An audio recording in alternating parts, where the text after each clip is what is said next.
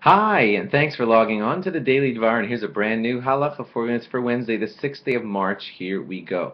Another law that you're going to need to know, Seder night. And here it is.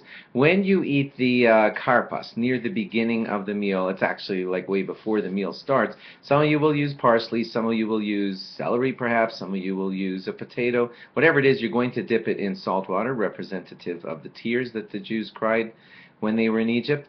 But whatever the case may be, you're going to need to make a bracha of borei peri ha'adama on the potato or the parsley or the celery.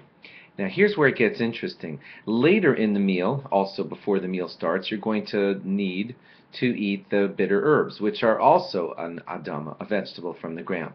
So we don't like to make brachas for nothing, and we'd like to have one bracha apply for two of the same types of food, if possible, so that we don't say God's name just willy-nilly and just like that. So we think it out, and we say this is what you should do at the Seder. Before you have the karpas, you say the bracha of borei pri ha'adama, and you think to yourself, this bracha of borei pri ha'adama is for the parsley that I'm about to eat now, and it's also for the bitter herbs that I'm going to be eating later. And then you have one more job to do, and that is to eat a very small amount of that potato, or a very small amount of that celery or parsley, because if you had a nice big wallop of that potato, like let's say a half a potato, then you would need to make a borei nefashos after eating that potato. Once you made the borei nefashos, that kind of like rounds out and closes the deal on that borei pri hadama that you had made earlier, and then you would need a new one for the bitter herbs that you're going to eat later. And therefore, the appropriate thing to do is two parts.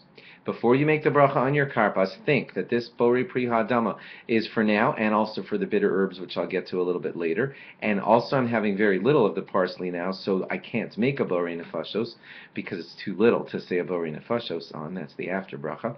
And so the case is kind of like still open, if you know what I mean. And it remains open until after you eat the maror, and then that first borei pri hadama can cover for the parsley and for the bitter herb that you're going to eat later.